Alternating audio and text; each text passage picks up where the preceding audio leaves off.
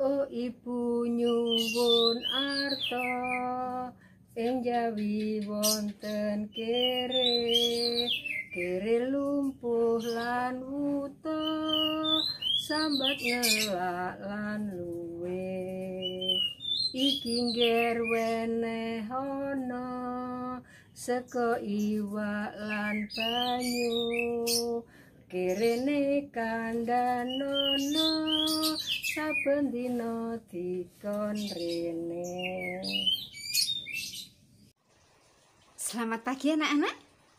Kita bertemu kembali dalam pembelajaran Yesus berbelas kasih. Tadi kita sudah mendengarkan lagu O Ibu Nyuwun Arto yang dinyanyikan oleh Ibu Priska Purwantini. Sekarang kita akan buka dengan doa pembukaan dalam nama Bapa dan Putra dan Roh Kudus. Amin. Allah Bapa yang Maha Kasih, kami bersyukur atas segala kemurahan-Mu. Bimbinglah kami melalui proses pembelajaran hari ini, agar kami mampu memahami ajaran-Mu dalam karya belas kasih, sehingga kehadiran kami dapat menjadi berkat bagi orang lain dengan pengantaraan Kristus Tuhan dan Juru Selamat kami. Amin. Dalam nama Bapa dan Putra dan Roh Kudus. Amin. Iya. Anak-anak, tadi lagu itu menggunakan bahasa Jawa ya. Oh ibu nyuwun arto ing jawi wonten kere, artinya ibu saya minta uang. Di luar ada pengemis. Pengemis itu buta. Terus dia itu mengeluh kalau kehausan dan kelaparan. Nah, ibunya menjawab, "Nak, ini nak, berikanlah nasi dan minum." Katakanlah kepada pengemis itu setiap hari disuruh kemari. Kira-kira artinya begitu anak-anak? Baik, berikut sekarang. Tindakan belas kasih seperti dalam lagu tadi, bahwa harus berbelas kasih kepada pengemis, itu merupakan pelaksanaan sabda dari perintah Yesus yang akan kita pelajari hari ini. Yang pertama, orang Samaria yang baik hati, yang ditulis dalam Injil Lukas bab 10 ayat 25 sampai dengan 37. Pada ayat 31 ada seorang imam yang lewat, tetapi dia tidak mau menolong orang yang sudah hampir mati itu, orang sudah luka-luka itu. Terus ada orang Lewi juga lewat, dia tidak mau menolong. Yang mau menolong adalah orang Samaria yang tergerak hatinya oleh belas kasihan. Kemudian ia membalut luka-lukanya.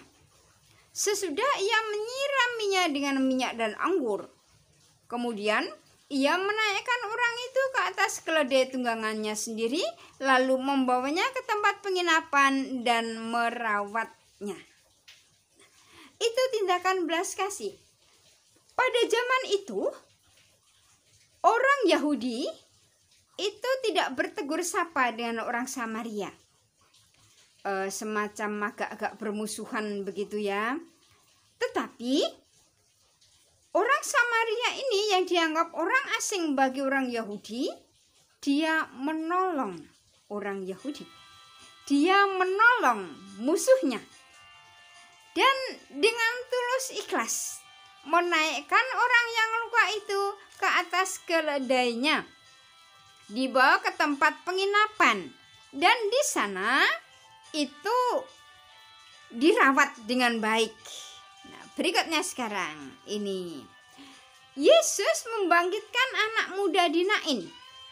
Itu dikisahkan dalam Injil Lukas bab 7 ayat 11 sampai dengan 17. Baik, Ibu mau bacakan pada ayat 13. Dan ketika Tuhan melihat janda itu, tergeraklah hatinya oleh belas kasihan.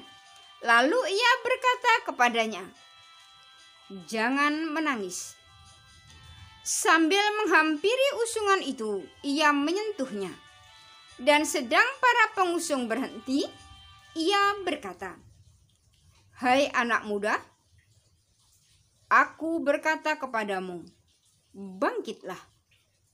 Maka bangunlah orang itu dan duduk dan mulai berkata-kata, dan Yesus menyerahkannya kepada ibunya.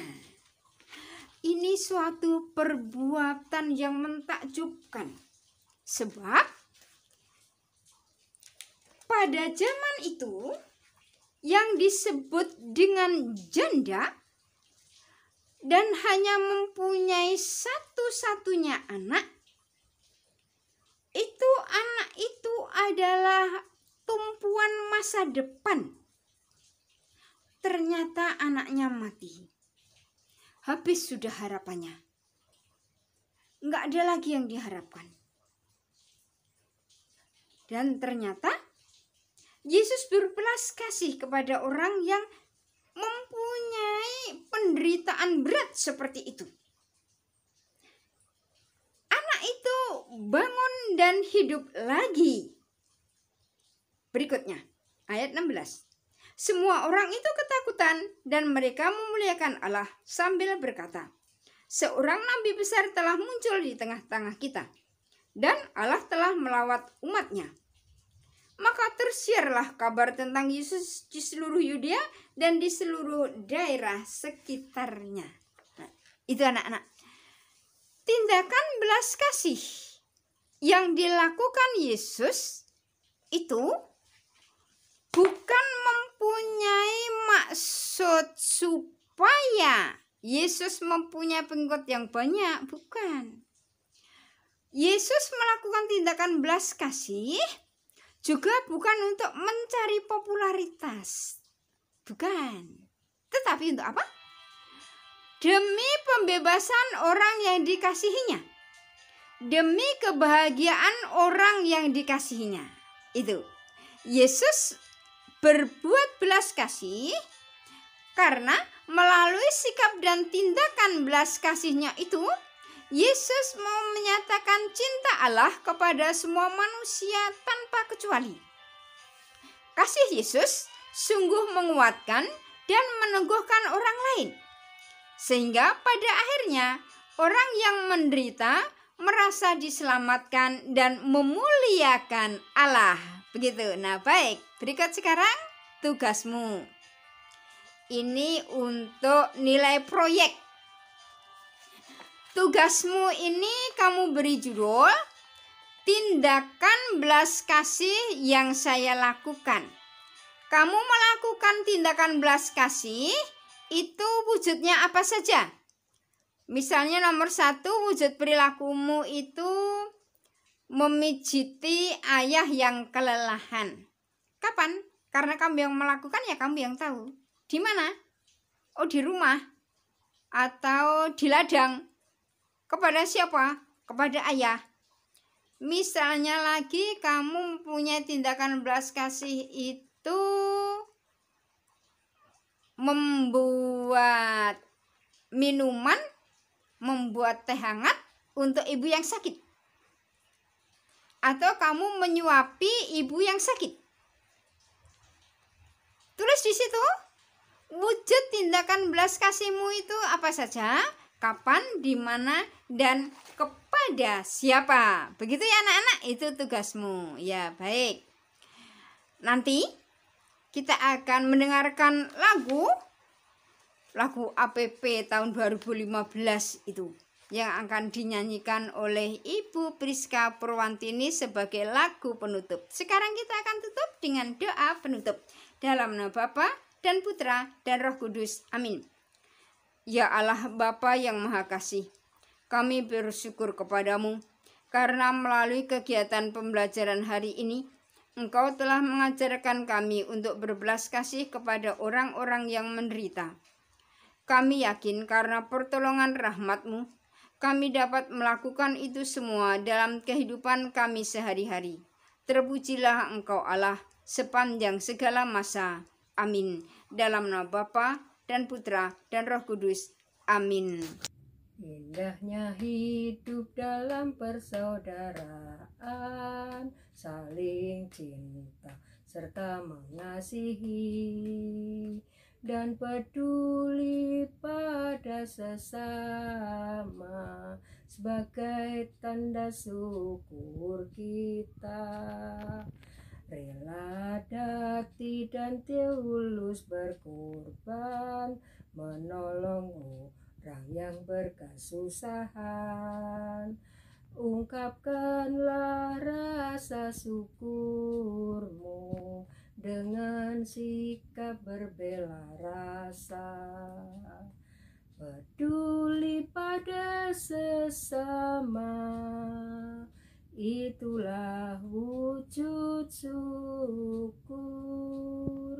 Karena tiada syukur tanpa peduli.